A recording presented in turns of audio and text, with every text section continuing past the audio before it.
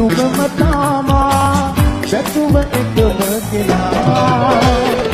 ආදරේ පන වගේ පිළු හින්දා